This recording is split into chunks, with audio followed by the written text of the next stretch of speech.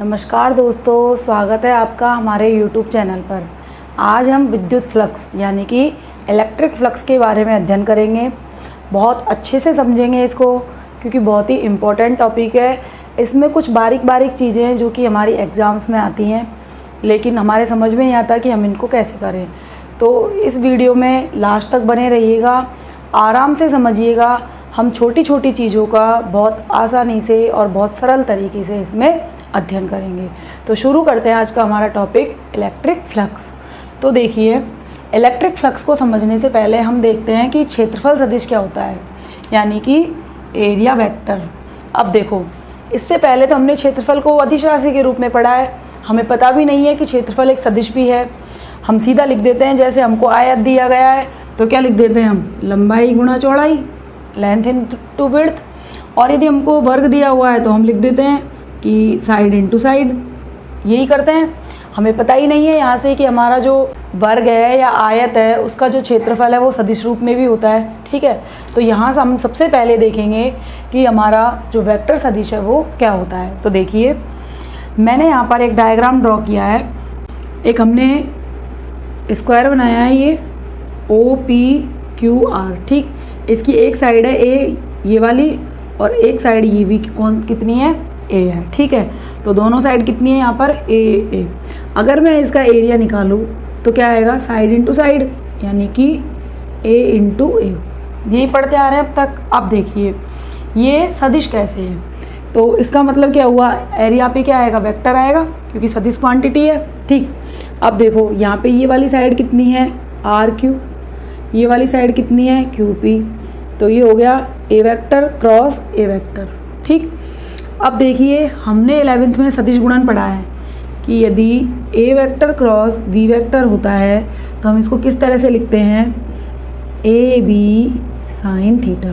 ठीक, थीटा क्या होता है यहाँ पर, थीटा होता है angle between A and B, यानी कि सदिश ए और बी के बीच का एंगल। ठीक, तो यहाँ पर हमने ए वेक्टर क्रॉस ए वेक्टर लिखा है, तो इसको क्या लिखेंगे हम, ए साइन थीटा। थीटा क्या आएगा, ए और ए के बीच का एंगल, यानी कि RQ और QP साइड के बीच का एंगल। तो यहाँ देखना, RQ और QP के बीच में एंगल कितना बनेगा, 90। थीटा की जगह हमने क्या लिख दिया, 90। तो हमारे पास एरिया आ गया ए स्क्वायर साइन 90 की वैल्यू क्या हो गई, 1। ठीक, अब एरिया तो आ गया, लेकिन इसकी डायरेक्शन क्या हो, इसकी डायरेक्शन क्या हो। तो देखो, आपको पता है कि जब आप ए वेक्टर क्रॉस बी वेक्टर लिखते हो और जो क्वांटिटी आपको प्राप्त होती है उसकी डायरेक्शन क्या होती है, इन दोनों के प्लेन के परपेंडिकुलर। ठीक है, यानी कि यदि मान लो ए और बी आपका XY प्लेन में है तो R की डायरेक्शन कौन से प्लेन में आएगी, Z प्लेन में। तो यहाँ देखिए, हमने इस स्क्वायर को कब किस प्लेन में बनाया है, XY प्लेन में। ठीक, स्क्वायर को किस में बनाया है, XY प्लेन में। तो हमारी डायरेक्शन क्या आएगी, Z डायरेक्शन। अब देखो, Z डायरेक्शन इधर भी हो सकती है और इधर भी हो सकती है, कोई सी भी हो सकती है। और Z डायरेक्शन के लिए क्या काम में लेते हैं हम, K कैप। तो A स्क्वायर K कैप या A square minus K cap, यहाँ दोनों ही सही हैं। ठीक है, अगर A स्क्वायर K कैप है इसका मतलब आउटवर्ड यानी बाहर की तरफ माना है, और A square minus K cap है इसका मतलब इनवर्ड यानी कि अंदर की तरफ माना है। ठीक है, अब देखो, ये तो इस वाले फिगर के लिए हो गया। अगर मान लो इसकी जगह कोई दूसरा फिगर हो, क्या तब भी हम ऐसे ही करेंगे। तो देखिए, एक एग्जांपल और देखते हैं इसका। देखिए, एक मैंने लिया है सर्किल जिसकी रेडियस कितनी है, R। ये इसका हो गया सेंटर पॉइंट। सर्किल है, ये सर्किल है, इसका मतलब 2D है। अब मान लो ये इस तरह से है, हमारा डायरेक्शन हम मान लेते हैं, इसको नाम दे देते हैं हम Y, इसको नाम देते हैं Z और इसको दे देते हैं X।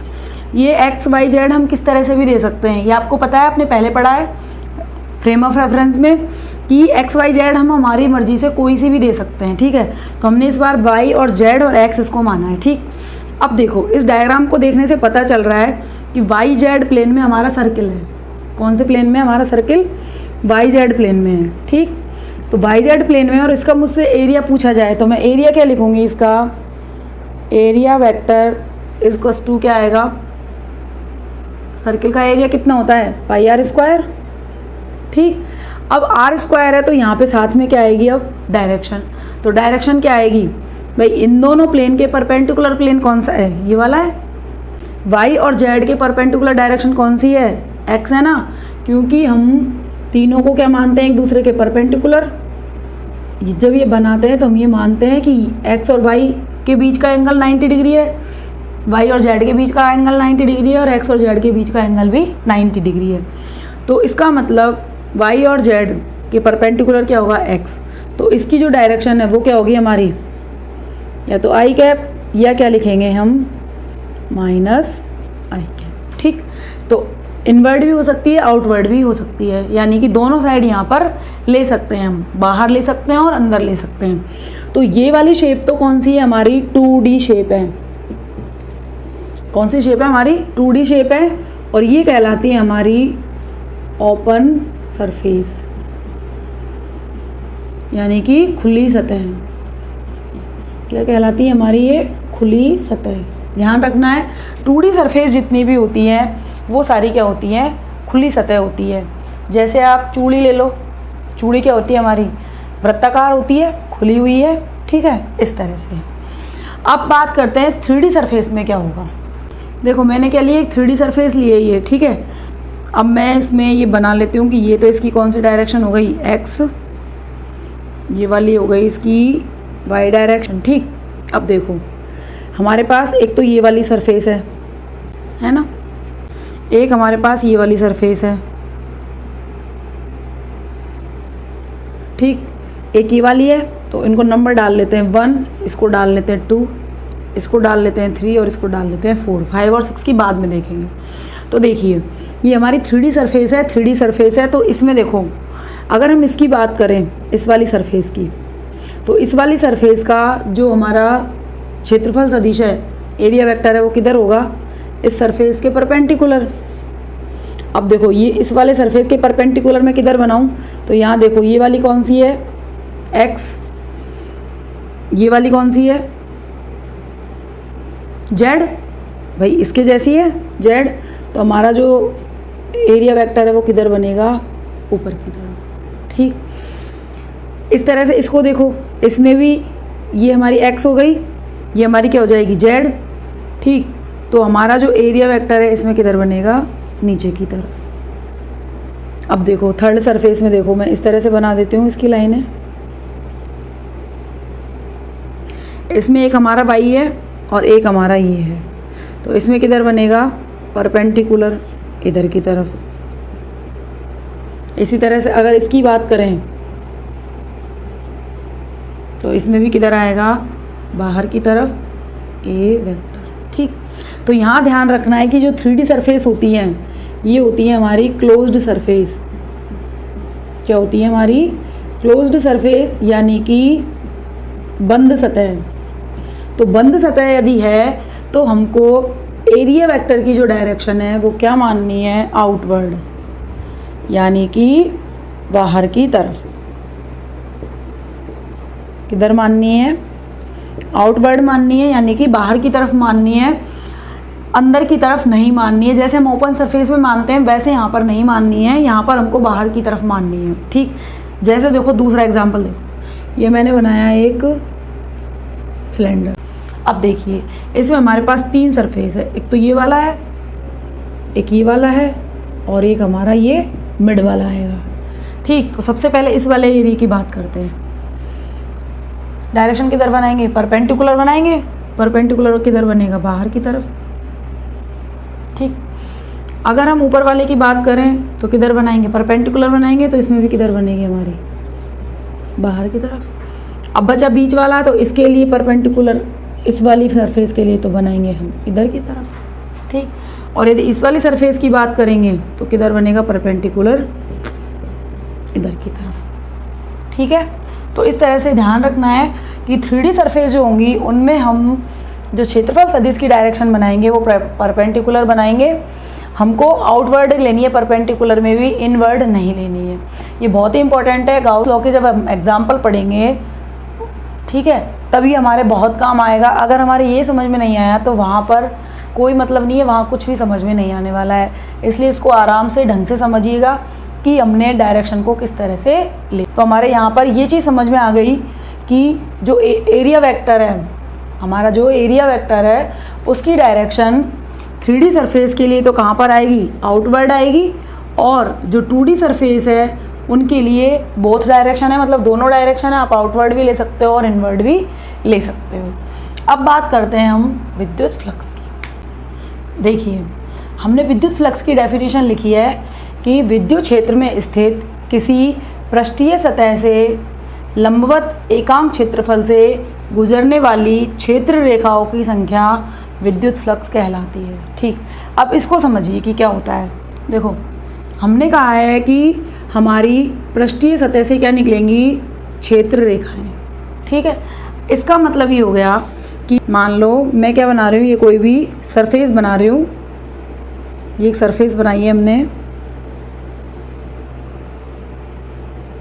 ठीक, इसमें से क्या निकल रही है, विद्युत क्षेत्र रेखाएं निकल रही हैं।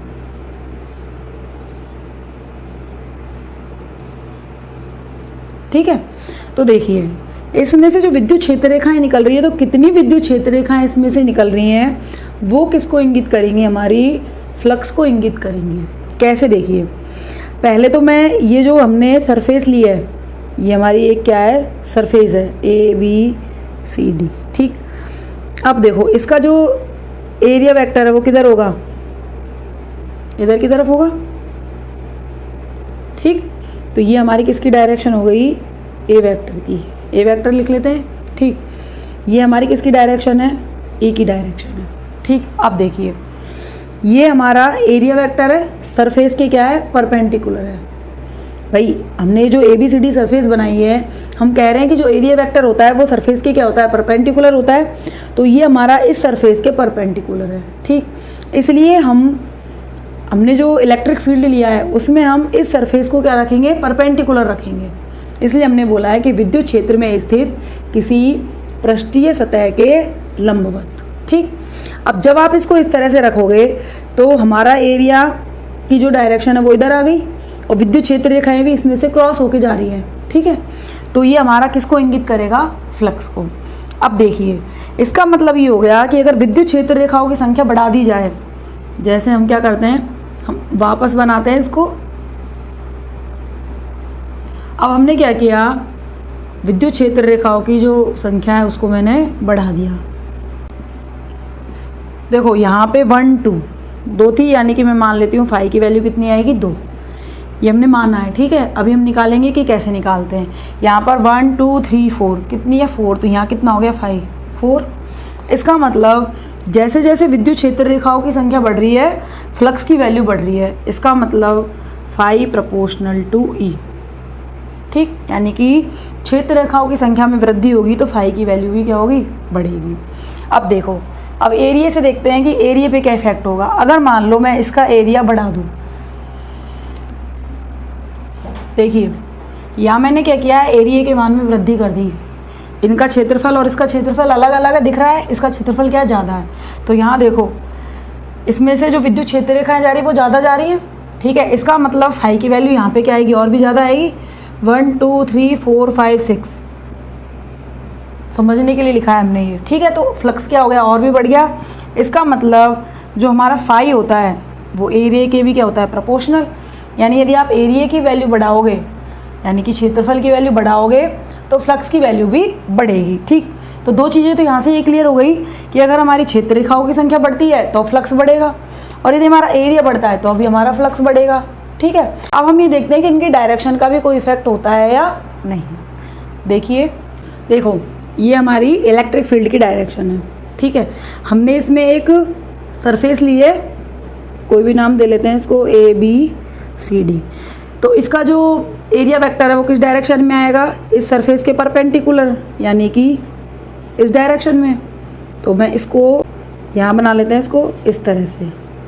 ये किसकी डायरेक्शन आएगी, हमारी ए वेक्टर की, क्योंकि जो हमारा एरिया वेक्टर होता है वो क्या होता है, सरफेस के परपेंडिकुलर। और यहाँ पे देखो हमने इसको तिरछा रखा है, तो हमारी इसकी डायरेक्शन भी क्या आएगी, इस डायरेक्शन में आएगी। इसका मतलब इन दोनों के बीच एंगल कितना बन गया, थीटा।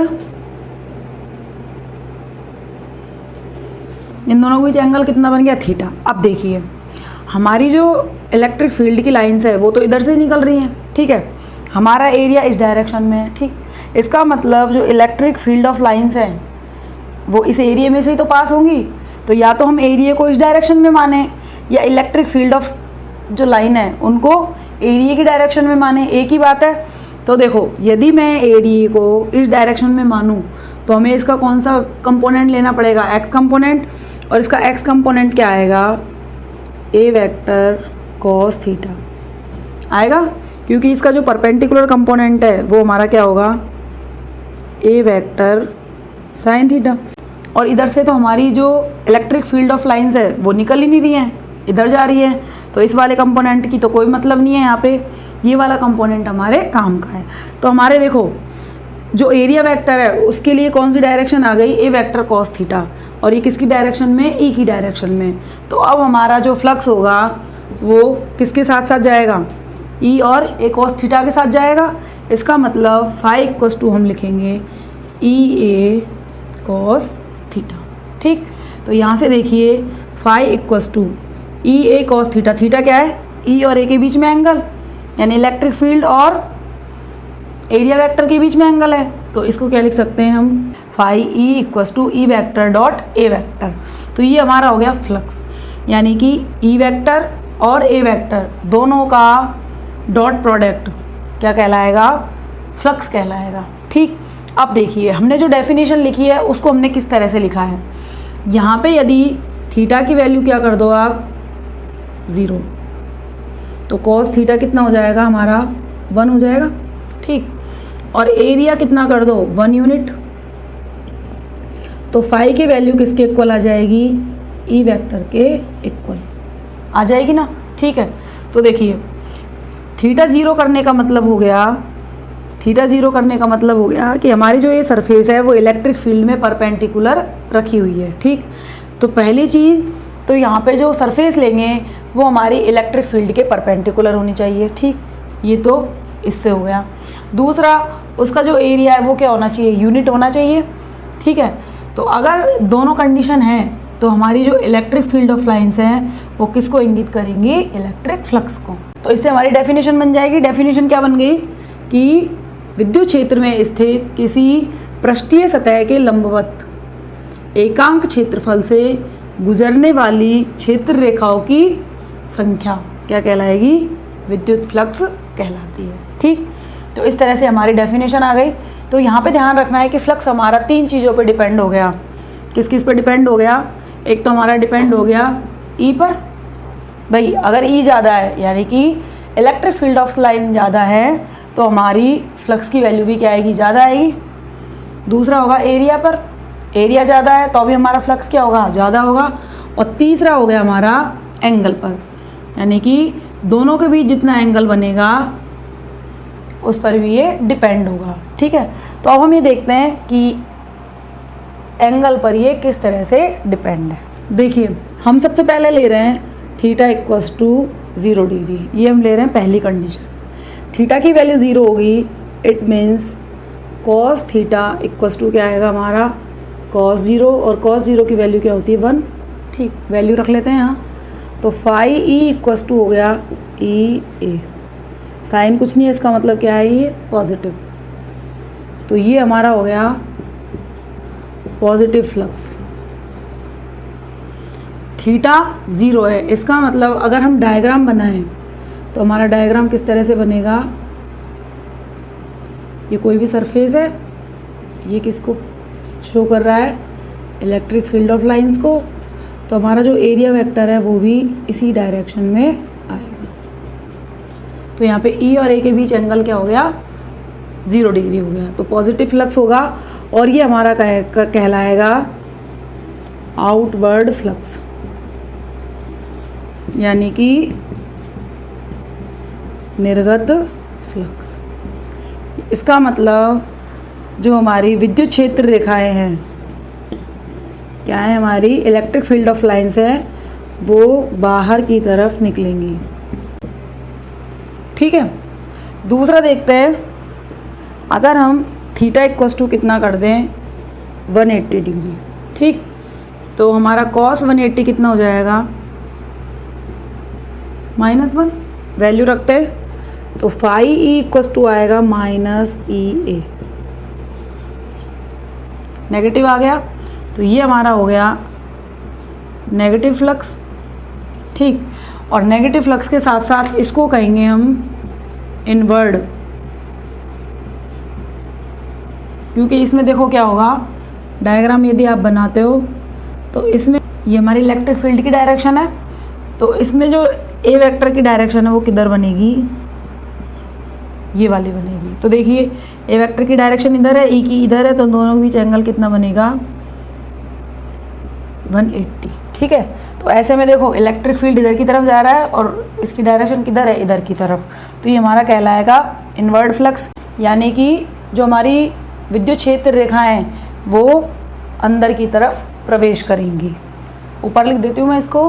तो इस तरह से थीटा इक्वस टू 0 और थीटा इक्वस टू 180 पे हमने देख लिया है। अब अगला देखते हैं हम थीटा इक्वस टू 90 डिग्री पे क्या होगा। तो थीटा इक्वस टू 90 डिग्री पे कॉस 90 इक्वस टू हो जाएगा 0, ठीक। तो फाई ई इक्वस टू हो गया ई ए मल्टीप्लाई 0, यानी फाई ई इक्वस टू, यानी फ्लक्स की वैल्यू क्या आ गई 0। इसका मतलब जितनी विद्युत क्षेत्र रेखाएं प्रवेश करेंगी उतनी ही बाहर निकल जाएंगी, ठीक है। अब इसका डायग्राम देखिए, ये हमारी इलेक्ट्रिक फील्ड की डायरेक्शन, ठीक। इसका डायग्राम हम इस तरह से बना लेते हैं, ठीक। तो इसमें ए वेक्टर की डायरेक्शन किधर आएगी, इधर की तरफ, और ये किसकी डायरेक्शन आएगी, ई वेक्टर की। तो दोनों के बीच कितने डिग्री का एंगल बन गया 90 डिग्री का, ठीक है। तो इस तरह से अगर दोनों 90 डिग्री पर है तो फ्लक्स क्या आएगा 0। अब देखो इस चीज़ को इस तरह से समझते हैं कि यदि हमारी कोई भी सरफेस है, जैसे मैंने ये बनाई, एक तो इस तरह से बनाई है और एक इसको मैंने इस तरह से बनाया है। यदि हमारी क्षेत्र रेखाएं इसको क्रॉस करते हुए जा रही है, भाई इसमें अगर अंदर से निकल रही हैं तब तो हमारी फ्लक्स की वैल्यू कभी भी 0 नहीं आएगी, ठीक। लेकिन यदि हमारी फ्लक्स रेखाएं इसके ऊपर से जा रही है, जैसे मान लो ये सर्कल है, ये इस तरह से रखा हुआ है, तो यदि फ्लक्स रेखाएं इस तरह से जा रही है, यानी कि ऊपर से आ जा रही है इसको स्पर्श करते हुए, तब हमारा फ्लक्स क्या आएगा हमेशा 0, जैसे मैं इसमें बनाऊँ, ठीक। और यदि फ्लक्स रेखाएं इसको ऐसे क्रॉस करते हुए जा रही हैं, इसमें से निकल रही हैं बीच में होते हुए, तो हमारा फ्लक्स कभी भी 0 नहीं आएगा, उसकी कोई ना कोई वैल्यू होगी। तो ध्यान रखना है कि विद्युत क्षेत्र रेखाएं हमेशा उस सरफेस को क्रॉस करती हुई निकलती हैं तो ही आपका फ्लक्स बनेगा, और यदि क्रॉस करती हुई नहीं निकल रही है तो फ्लक्स हमेशा 0 आएगा, ठीक है। तो इस तरह से ये फ्लक्स के कुछ कॉन्सेप्ट हो गए। अब इसका मात्रक देखते हैं कि मात्रक क्या होगा और इसकी विमा क्या होगी। देखिए ये सूत्र लिखा है हमने, phi E equals to E vector dot A vector, ठीक है। तो पहली चीज़ तो यहाँ पे ये ध्यान रखनी है कि फ्लक्स हमारा विद्युत क्षेत्र और क्षेत्रफल सदिश दोनों का डॉट प्रोडक्ट है, और डॉट प्रोडक्ट से हमेशा हमको स्केलर क्वांटिटी मिलती है, यानी कि अदिश राशि। तो इसका मतलब फाई ई क्या है हमारी अदिश राशि, ठीक है, यानी कि इसकी कोई डायरेक्शन नहीं होगी, ठीक। तो इस पर कभी भी वेक्टर नहीं लगाएंगे हम, ना इसकी कोई दिशा देखेंगे। दूसरी चीज़ देखिए, ई क्या है विद्युत क्षेत्र, इसका जो मात्रक है वो क्या होता है न्यूटन पर कूलम। एरिया है, एरिया का मात्रक क्या होता है मीटर स्क्वायर, तो इसका मात्रक बन गया न्यूटन मीटर स्क्वायर प्रति कूलम, ठीक। तीसरा देखिए इसका विमीय सूत्र। विमीय सूत्र क्या बनेगा, न्यूटन का क्या होता है m1 L1 T-2, metre square क्या बनेगा L2, भाई 2 बार लंबाई है। कूलम, कूलम का क्या बनता है हमारा A1 T1। सॉल्व कर लेते हैं, m अकेला है ऊपर तो m1 रहेगा, L1 L2 कितने हो गए L3, T-2 ऊपर पहले से ही है, ये -1 और ऊपर आएगा तो कितना हो गया T-3, और ये ऊपर का आगे क्या बन जाएगा A-1। इस तरह से ये इसका क्या हो गया विमीय सूत्र, ठीक है। ध्यान रखना है इसका जो मात्रक है यानी इसकी जो यूनिट है वो क्या होगी न्यूटन मीटर स्क्वायर पर कूलम, और इसकी डायमेंशन क्या होगी m1 L3 T-3 A-1। तीसरी चीज़ स्केलर क्वांटिटी है, क्योंकि डॉट प्रोडक्ट से हमेशा हमको स्केलर क्वांटिटी मिलती है, ठीक। अब देखिए ये फॉर्मूला कब काम में लेना है, जब हमारा ई कांस्टेंट है, यानी कि बार बार चेंज नहीं हो रहा है। ई की वैल्यू क्या है, नियत है। अगर ई की वैल्यू कांस्टेंट नहीं है तो हम क्या करते हैं, जो एरिया हम लेंगे उसको हम छोटे छोटे अल्पांशों में डिवाइड करेंगे और डिवाइड करके हर एक अल्पांश पर उसकी वैल्यू अलग अलग निकालेंगे और तब हमारा क्या आएगा, फाई का मान निकल के आएगा। तो देखते हैं हम कि अगर हमारा ई कांस्टेंट नहीं हो तो फाई का मान किस तरह से निकलता है। यदि हमारा कोई भी सरफेस है वो नॉन यूनिफॉर्म इलेक्ट्रिक फील्ड में स्थित है, ये हमने इलेक्ट्रिक फील्ड बनाया है, ये नॉन यूनिफॉर्म है, ठीक है। तो हम क्या करते हैं, पूरे सरफेस को छोटे छोटे एरियाज़ में डिवाइड कर लेते हैं। जैसे मैं इस पूरी सरफेस को डिवाइड कर देती हूँ,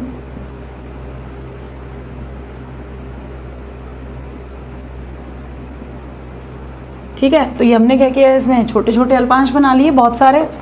तो किसी भी एक एरिया के लिए, जैसे मान लो इसके लिए चाहिए, किसी एक के लिए कैलकुलेट कर लेंगे, ठीक है। फिर इसी तरह से क्या करेंगे, किसी दूसरे के लिए कैलकुलेट कर लेंगे। तो इस तरह से एक एक करके सबका कैलकुलेट करके सबका क्या कर दिया जाता है, समेशन कर दिया जाता है। तो सबसे पहले तो इसका देखते हैं हम। तो इसके लिए जो हमारा एरिया वेक्टर होगा वो क्या आएगा, परपेंडिकुलर आएगा। ये किसकी डायरेक्शन होगी, हमारी डी ए वेक्टर की।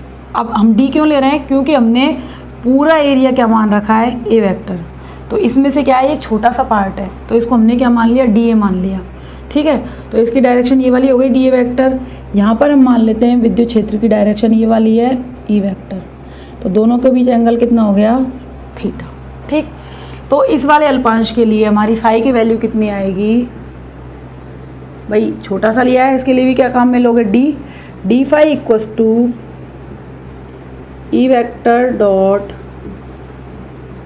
डी ए वेक्टर, ठीक है। ये हमारी आ गई इस अल्पांश के लिए। इस तरह से हम क्या कर सकते हैं, सारे अल्पांशों के लिए निकाल सकते हैं। तो जैसे इसको मान लो मैंने आई नाम दे दिया, क्या दे दिया, आई।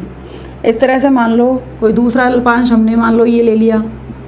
अगर आप इसके लिए निकालोगे तो इसके लिए क्या आएगा, जे मान लेते हैं इसको। तो ये क्या आएगा, ई vector dot D A J vector, इसी तरह से आएगा। अब हमको यदि टोटल निकालना है तो हम क्या करेंगे, phi equals to D phi I plus D phi J, सबका क्या कर लेंगे, टोटल कर लेंगे, ठीक है। सबका टोटल करेंगे तो यहाँ क्या करें, अब इनकी वैल्यू रख दें। इसकी वैल्यू क्या है, E vector dot D A I, इसकी क्या है, E vector dot D A J. इसी तरह से और भी आगे आएंगी। तो हमने क्या किया, प्लस को कन्वर्ट कर दिया समेशन के साइन में, ठीक है। और इसको लिख दिया हमने ई vector dot D A i vector, और इस पूरे को हमने लिख दिया समेशन ऑफ डी फाई, और ये किसके बराबर हो जाएगा, हमारा फाई के। तो फाई इक्वल्स टू हो गया summation of d phi summation of E vector dot D A i vector, ठीक। अब ये जो अल्पांश है, अगर ये हमारे बहुत ही सूक्ष्म होते हैं तो इनका टोटल करना क्या होता है, मुश्किल होता है। तो मैथमेटिक्स में हम क्या करते हैं, समेशन को इंटीग्रेशन से रिप्लेस कर देते हैं। इंटीग्रेशन क्या करेगा, बहुत छोटे छोटे जो टुकड़े होते हैं उनका भी क्या कर देता है, टोटल कर देता है। तो हमारा जो ये समेशन है किस में रिप्लेस हो जाएगा, इंटीग्रेशन में, और फॉर्मूला बन जाएगा हमारा ई vector dot D A vector, ठीक है। तो इस तरह से ये फॉर्मूला हमारा किसके लिए निकल के आया है, यदि हमारा इलेक्ट्रिक फील्ड क्या है, नॉन यूनिफॉर्म है, एक समान विद्युत क्षेत्र नहीं हो, तो हम क्या करेंगे, छोटे छोटे अल्पांश मान के और विद्युत फ्लक्स की वैल्यू को कैलकुलेट करेंगे। तो फॉर्मूला हमारा लगेगा फिर phi E equals to integration E vector dot D A vector. अगर आप खोल के लिखोगे तो डॉट हटके वही कॉस थीटा आ जाएगा, ठीक है। तो ध्यान रखना है, इंपॉर्टेंट फॉर्मूला है, न्यूमेरिकल्स में बहुत काम आएगा। तो हमारे पास दो फॉर्मूले हो गए, एक हमने शुरू में लिया था phi equals to E vector dot A vector, ठीक है, और दूसरा हमारा हो गया phi E equals to integration E vector dot D A vector, ठीक है। तो इस तरह से ये हो गई हमारे फ्लक्स के बारे में कुछ बातें हो गई। अब हम इसका एग्जाम्पल देखते हैं कि क्वेश्चंस में कैसे अप्लाई होगा ये, ठीक है।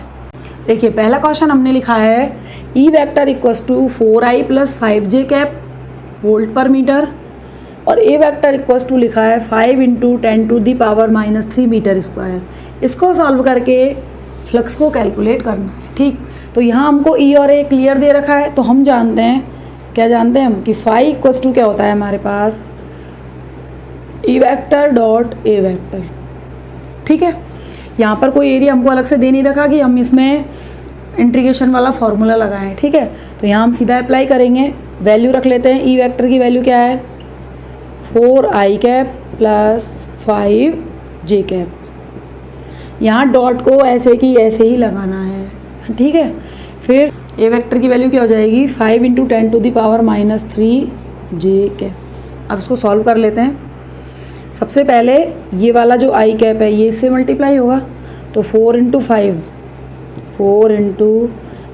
× 10⁻³ i cap dot j cap, ठीक। प्लस का साइन यहाँ 5 है, into 5 × 10⁻³ j cap dot j cap. अब देखो हमने पढ़ा है i डॉट j क्या होता है, i डॉट j 0, same to same j डॉट k भी 0 आता है, और सेम एज k डॉट i भी क्या आता है हमारा 0 आता है, ठीक।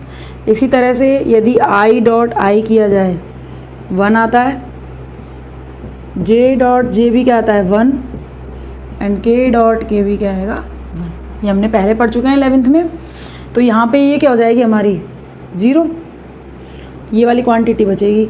तो फाई इक्वल्स टू हो गया 0 plus 25 × 10⁻³ j cap into j cap 1 हो गया।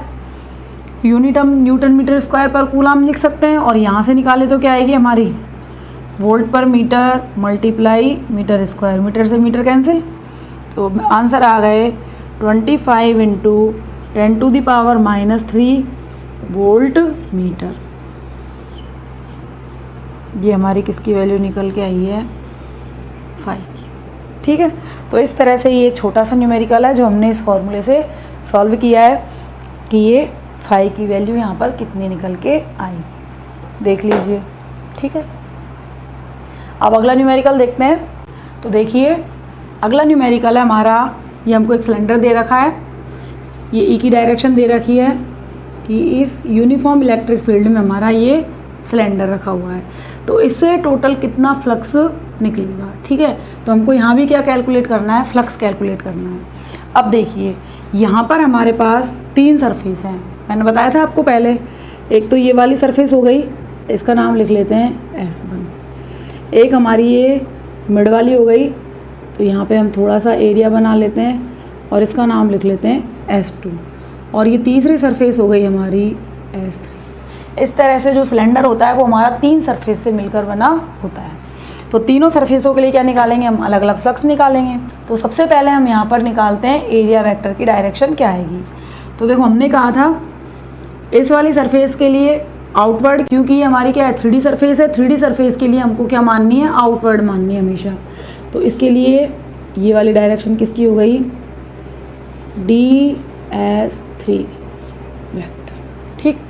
इस वाली सरफेस के लिए ये वाली डायरेक्शन आ जाएगी DS1 वेक्टर, और इस वाली सरफेस के लिए हमारी किस क्या आ जाएगी, ये वाली आ जाएगी DS2 वेक्टर, ठीक है। तो टोटल फाई क्या आएगा हमारा निकल के, φ1 φ2 और φ3। φ1 की वैल्यू देखो कितनी आएगी, integration E vector dot DS1 vector, ठीक। φ2 कितना आएगा, integration E vector dot DS2 vector, और सेम ये हो जाएगा ई वेक्टर डॉट DS3 वेक्टर, ठीक है। डॉट को हटाते हैं, ई DS1 cos थीटा प्लस ई DS2 cos थीटा, और थर्ड आएगी हमारी ई DS3 cos थीटा, ठीक। अब एंगल देखते हैं, ई की डायरेक्शन इधर की तरफ, DS1 की डायरेक्शन इधर, ठीक है। देखो ई की डायरेक्शन तो इधर है, DS1 की डायरेक्शन इधर, एंगल कितना बन रहा है 180, तो यहाँ पे एंगल कितना बन रहा है 180, ठीक। सेकंड आ जाओ S2 में, ये हमारी DS2 की डायरेक्शन और इधर की तरफ DS1 की, एंगल कितना बन रहा है 90, तो ये एंगल कितना बनेगा 90। थर्ड इधर आ जाओ, E भी इधर है और DS3 भी इधर है, तो एंगल कितना बनेगा दोनों एक ही डायरेक्शन में, तो 0 डिग्री, ठीक। cos 180 की वैल्यू -1, तो ये हमारा हो गया माइनस, ये हमारा हो गया minus E vector integration DS। ये cos 90 क्या होता है 0, तो ये हो गया हमारा 0 प्लस, नेक्स्ट हो गया E वेक्टर बाहर और DS3, क्योंकि cos 0 क्या होता है प्लस, ठीक है। तो यहाँ -1 आया है cos 180 की वजह से, यहाँ cos 0 की वजह से क्या है +1, तो हमारे केवल 2 बचे हैं यहाँ, ठीक। देखो तो देखिए ये 2 बचे हैं हमारे, ठीक है। अब देखो DS1 ये वाला एरिया है, इसका एरिया जितना होगा इतना ही इसका एरिया होगा, यानी कि S1 = S2, ठीक। तो माइनस ES1 प्लस ES2, चूँकि हम मान रहे हैं कि S1 बराबर क्या है, S2 बराबर क्या लिख लें S, ये हो गया माइनस ES प्लस ES, दोनों कैंसिल हो गए, तो हमारे यहाँ कितना फ्लक्स जाएगा 0।